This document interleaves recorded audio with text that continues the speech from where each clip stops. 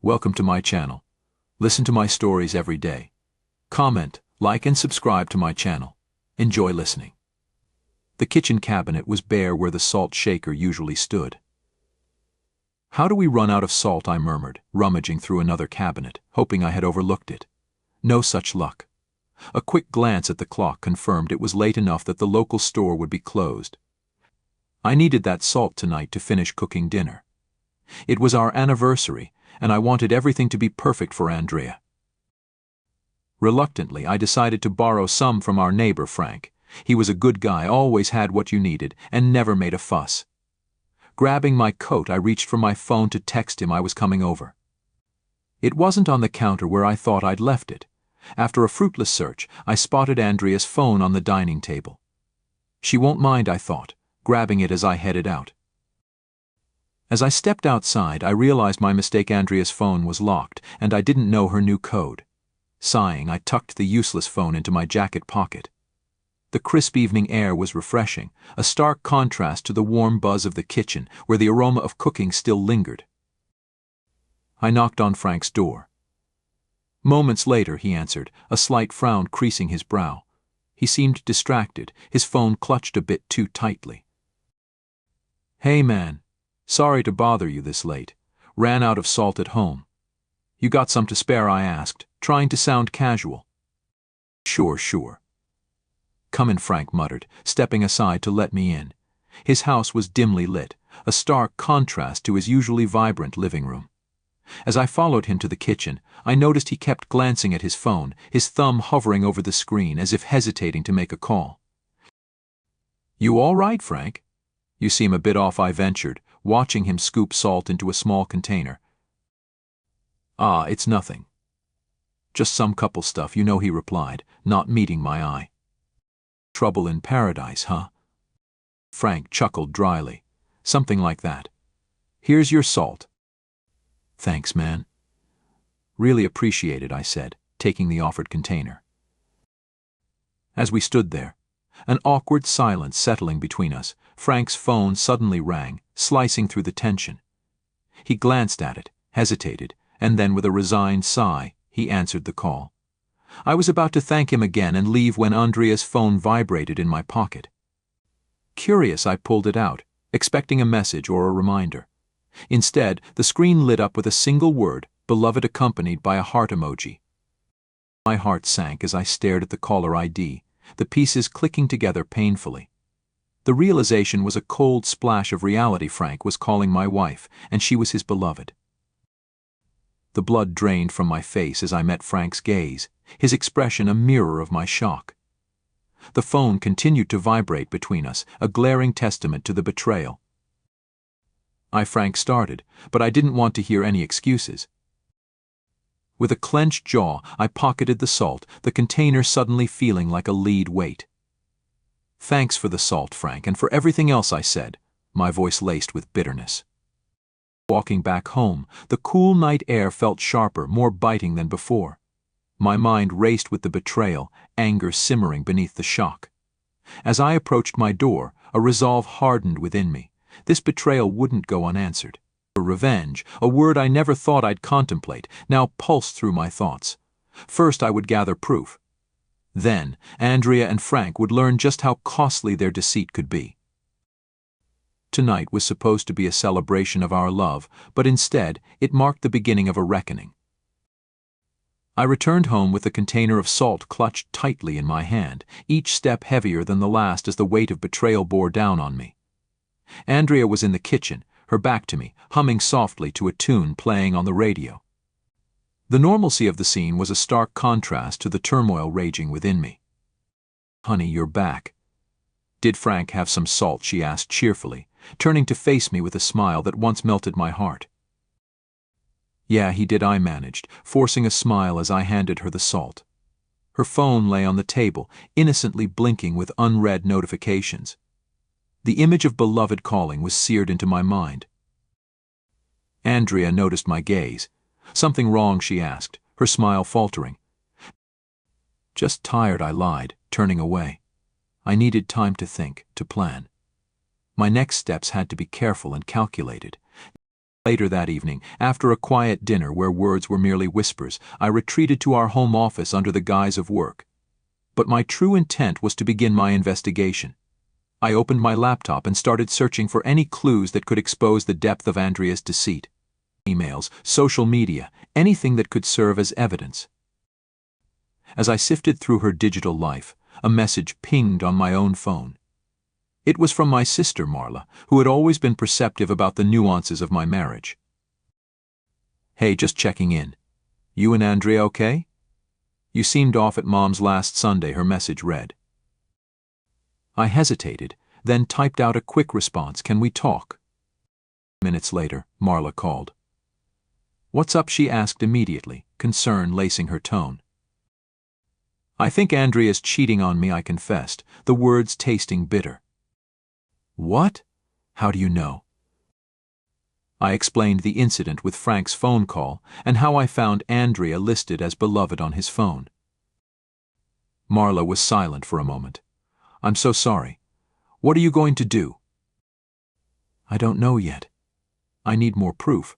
I'm thinking of talking to some of our other neighbors. Maybe they've seen something." "Be careful, okay? Don't let this consume you," Marla warned. "I won't. Thanks, sis." I hung up, my resolve firming. My next step was clear. I needed to talk to our other neighbors. Perhaps someone had noticed more than they let on. The following morning, I made my way to our neighbor Julie's house.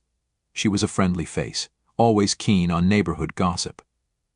I found her tending to her garden, a peaceful scene that belied the storm brewing within me. "Morning, Julie," I greeted, approaching her. "Oh, hi there, lovely morning, isn't it?" Julie smiled up at me, wiping sweat from her brow. "Yeah, it is." "Hey Julie, can I ask you something a bit odd?" Her eyebrows rose in curiosity. "Sure, what's up?" "Have you noticed anything unusual about Andrea lately? Or seen her with Frank, perhaps?" Julie's expression shifted subtly, a sign that she knew something. "Well, I wasn't sure if it was my place, but since you asked. I've seen Andrea and Frank together a few times. Always seemed a bit too friendly, if you know what I mean." The confirmation hit like a punch to the gut, but I maintained my composure. "Thanks, Julie. I appreciate your honesty." As I walked back home, the pieces of the puzzle were slowly fitting together, forming a picture I dreaded to see complete. Andrea's betrayal was not just a one-time mistake but a calculated deceit. The storm was coming, and I was at its center, ready to strike back. But first, I needed undeniable proof. My next move would be crucial, and it had to be perfect. Armed with Julie's confirmation, my next move was clear. I needed irrefutable proof of Andrea's betrayal. That evening, as Andrea busied herself with dinner, I excused myself under the pretext of a quick walk to clear my head. Instead, I ventured to Frank's house once more. This time, my mission was not for borrowed salt but to confront him directly. The sun was setting as I knocked on Frank's door. The air was heavy, laden with the scent of impending rain. Frank answered, his expression wary when he saw me. "Can we talk?" I asked, my voice firm. Frank nodded, stepping aside to let me in. "What's about?" "It's about Andrea. And you." I cut straight to the heart of the matter as we stood in his living room. Frank's face paled slightly, a guilt flashing across his features. "Look, I saw the name beloved on your phone calling her," I interjected, not giving him the chance to fabricate any excuses. "Julie saw you together multiple times, more friendly than neighbors should be." Frank sighed, running a hand through his hair. I didn't want it to come out like this. "Why, Frank? Why her?" The question burned in my throat. He hesitated, his gaze shifting away. "It just happened. I'm sorry you had to find out this way." The apology felt hollow. Anger simmered within me, but I knew I needed to stay focused. "I want the truth, all of it." Frank sat down, looking defeated. "It started a few months ago. It wasn't planned. We just grew closer. I know it's no excuse." The details were a punch to the gut, but they were what I needed. Proof. I took out my phone, activating the voice recorder. Say that again. Frank eyed the phone warily but repeated his confession. I had what I came for. Thanks for being honest, at least now, I said coldly. As I turned to leave, a thought struck me. One more thing, Frank. Did Andrea ever talk about leaving me? He shook his head. No, it wasn't like that. It was just a mistake. A mistake. The word echoed mockingly as I walked back home, the recorded confession heavy in my pocket. Back home, I found Andrea setting the table. Her smile faltered as she looked at me, sensing something amiss. Is everything okay? She asked, concern creasing her forehead. We need to talk, I stated plainly, my voice void of the warmth it once held. We sat at the table, the dinner she prepared untouched, a silent witness to the crumbling facade of our marriage. I know about you and Frank, I began, watching her closely. Her face drained of color, her mouth opening but no words coming out. I talked to him. He confirmed everything. I continued, my tone steady despite the turmoil inside. Tears welled up in her eyes. I'm so sorry, she whispered, her voice trembling. I never wanted to hurt you. Why, Andrea? Why did you do it? I asked, needing to understand, even though I knew no answer would suffice. It was a mistake.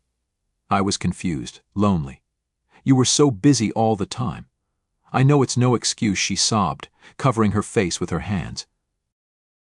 The room filled with the sound of her crying, each sob a hammer to my already shattered trust. I stood up, my decision clear. I need some time alone to think about all this, I said, turning away from the table. As I headed to the door, Andrea's plea stopped me. Please, can we try to fix this? I love you, I really do. I didn't answer. The night was dark as I stepped outside, the recorded confession in my pocket and a storm brewing in my heart. The path ahead was uncertain, but one thing was clear: things would never be the same again. The following days were a blur of silence and secrets. I moved to the spare room, and Andrea and I circled each other like strangers in our own home. My mind was a battleground of hurt and indecision, but a plan was slowly forming. I needed closure, and I needed Andrea to understand the depth of the betrayal. On a cloudy Saturday morning, I decided it was time to bring everything to light. I invited both Frank and his wife, Laura, over under the pretense of clearing the air. Andrea looked at me, puzzled and nervous, as I made the call. Why are you inviting them here? She asked, her voice shaky. It's time we all talked. Face to face, I replied firmly. When Frank and Laura arrived, the tension was palpable. We gathered in the living room, an awkward semicircle of chairs. Andrea sat rigid, her eyes darting nervously between me and our guests. Thank you for coming, I began, my voice steady. I think it's important that we all understand what's been happening. Laura, Frank's wife, looked between us, confusion written all over her face. What's this about? She asked. I took a deep breath, turning to Andrea. Do you want to tell her, or should I? Andrea's face crumpled, and she began to sob. I'm so sorry, she cried out, her words directed at Laura. It was never supposed to go this far. Laura's expression hardened as she turned to Frank, who couldn't meet her gaze. Frank, is this true? Have you been cheating on me with Andrea? Before Frank could respond, I spoke up. There's more to it, I said, pulling out my phone. I have a confession from Frank, recorded. I played the audio where Frank admitted to the affair. Laura listened, her face turning from shock to anger. How could you? She spat at Frank. Frank looked defeated, his head in his hands. I'm sorry, Laura. It was a mistake. As the confrontation unfolded, I watched Andrea, seeing her anguish. Despite everything, part of me ached for her. But I needed to see this through. I have one more thing, I said, pulling out an envelope from my jacket. This is for you, Laura. I handed it to her. It was filled with printed messages and emails I had collected over the past few days between Frank and Andrea.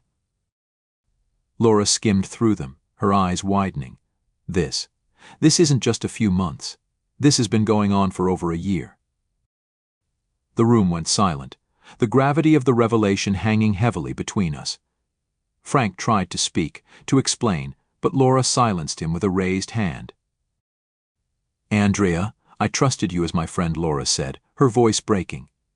And you, Frank, you were my husband. As the storm broke between them, I turned to Andrea. Was there anything else you wanted to tell me? I asked, though I felt I already knew the worst. Andrea shook her head, tears streaming down her face. I'm sorry, I never wanted to hurt you like this. I was lost, and I made a terrible choice. The betrayal was clear, the damage done. Yet, as I looked at Andrea, a surprising feeling emerged amidst the hurt, a desire to find a way through this, not with her, but for myself. I think it's best if we take some time apart, I said to Andrea, my decision final. We both need to figure out what we truly want.